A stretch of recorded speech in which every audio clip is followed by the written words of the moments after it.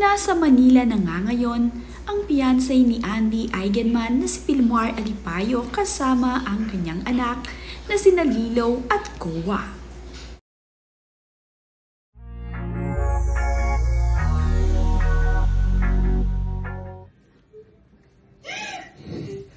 It's been helping me so much to see that every single one of you, I know every single one of you because she tells me all.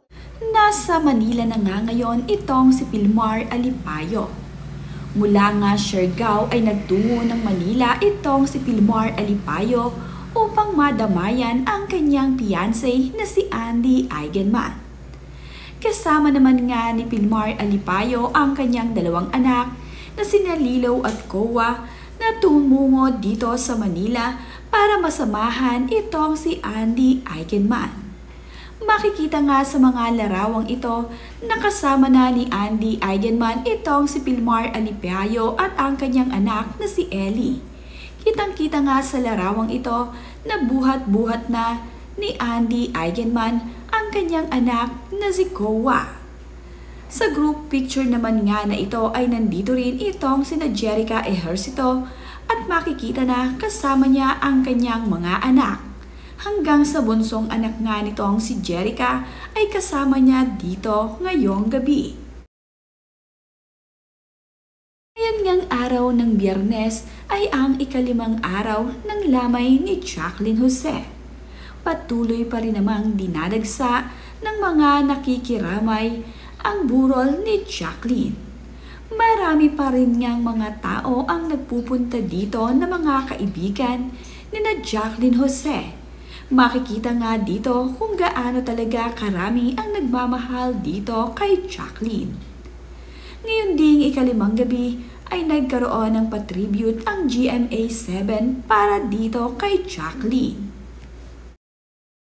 Labis-labis naman nga ang pasasalamat ni Andy Eigenman sa mga kaibigan ng kanyang ina na si Jacqueline Jose na nakiramay dito.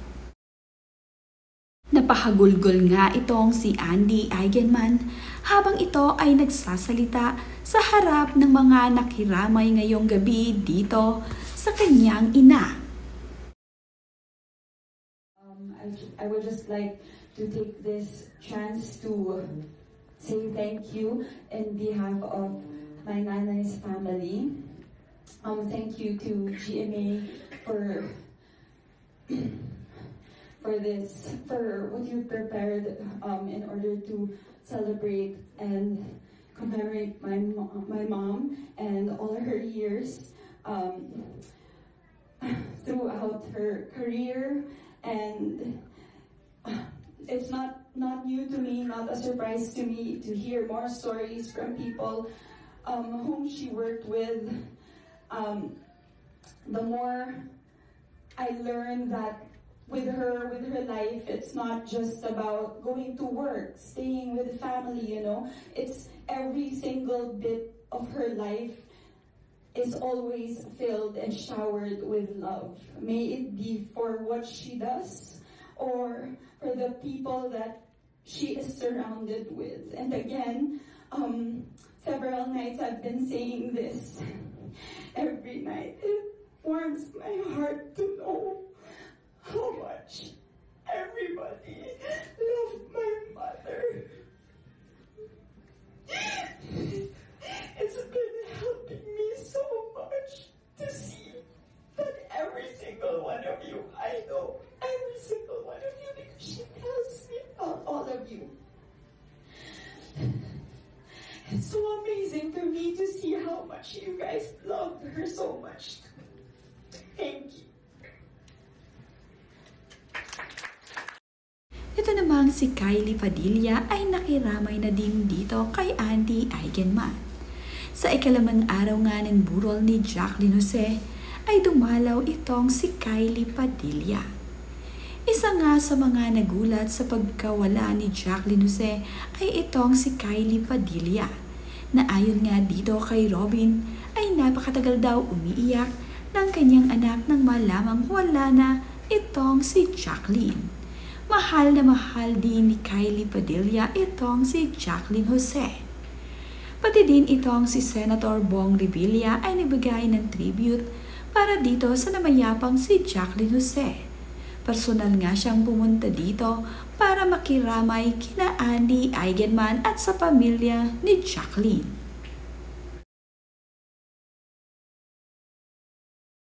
Sobrang dami nga nang nakikiramay dito sa pamilya ni Andy Eigenman. Makikita nga rin na sa mga ibinabahagi sa social media na sobrang dami nga talaga ng mga artista ang nakiramay dito kay Andy Eigenman. Sobrang dami naman nga talaga ng nagmamahal dito kay Jacqueline Jose. Kaya naman, kahit nasa ikalimang gabi ni Jacqueline Jose ay patuloy pa rin na dumadagsa ang mga gustong bumisita sa kanya. Napakabait naman nga kasi ni Jacqueline Jose. Kaya naman, kitang-kita sa dami ng dumadalaw sa kanya kung gaano talaga kabait at kung paano makisama itong si Jacqueline Jose sa kanyang mga nakakasama sa trabaho. Thank you all in behalf of Nanay's family.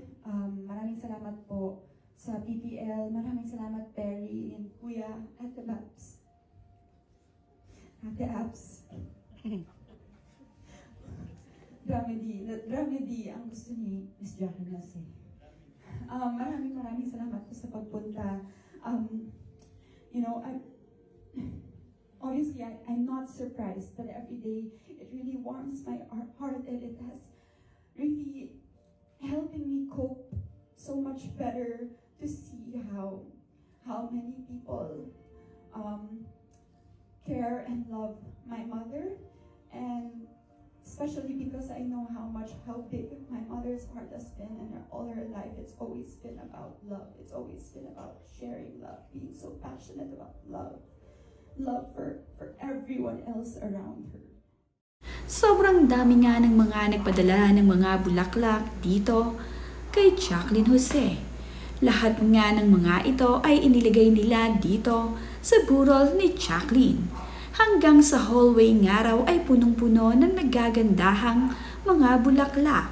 Makikita rin dito ang larawan ni Jacqueline Jose at ang oras ng dalaw.